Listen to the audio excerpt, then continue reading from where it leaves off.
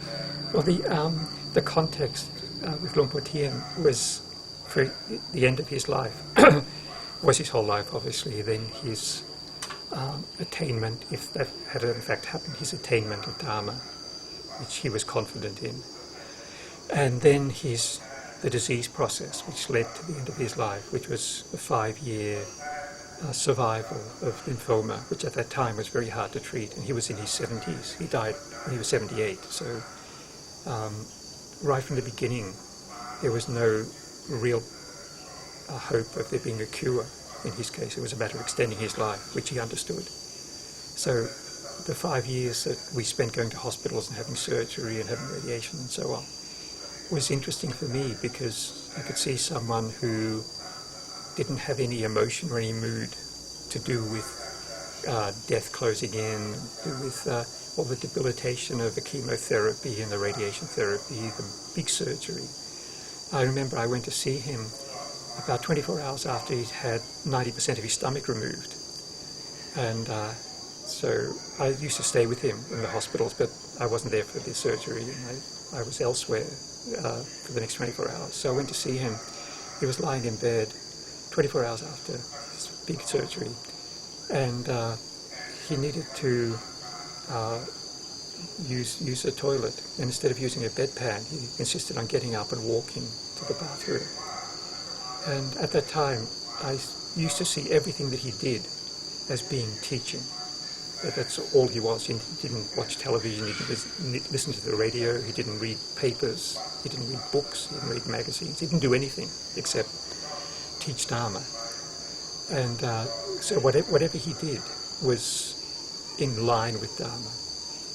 And this was really, for me, it was an indication of no matter how sick you feel, no matter how weak you feel, it's time to get up and walk. Otherwise you just lie around feeling sorry for yourself forever. And so all through the illness, he was able to live his life fully. When he'd had surgery, he got over it as fast as it was possible. When he was sick, but he had nausea or vomiting. But he was able to have as little pain, as little debility as was possible to have, because he didn't have any moods, he didn't have emotions in that sense. He didn't get depressed, he didn't vary in terms of emotional tone. He was consistent. And at the end of his life, what happened was he got pneumonia. He reached at the end of, couldn't have any more radiation. The cancer became systemic all through his body, and it also became resistant to all the chemotherapy. He got pneumonia, and after we got over that, when he realized that the doctors no longer had anything more to offer, he checked himself out of the hospital, stopped taking all medicines, and we went back to Lei, his home province, for him to die there, which took about 5 or 6 days after we arrived there. By that time, he was essentially just like a skeleton.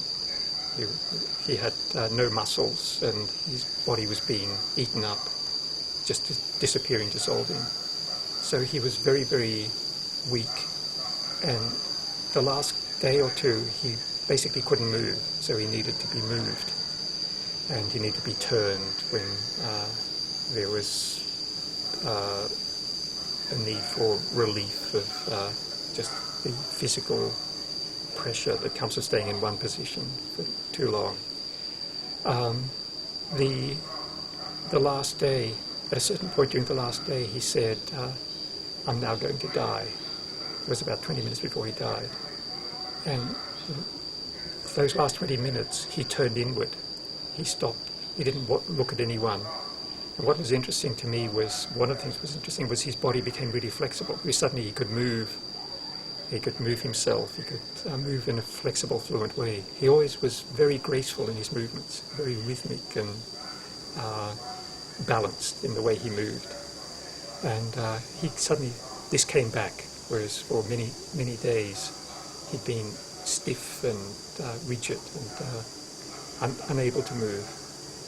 And I was very close to him, but I watched what he seemed to be doing was paying total attention to what was happening to the mind or consciousness. And the way I described that, what I saw was, to somebody else later on, was that for me it wasn't like seeing a person die, even though I had about 30 seconds of grief afterwards, after the breathing had stopped.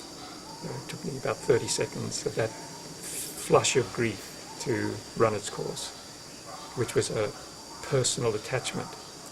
But it really wasn't like watching a person die. It was like watching a natural process. And it was like watching a tree that had been agitated or moved by the wind dying down and the tree just coming to rest. There was that feeling of something coming to an underlying state of stillness.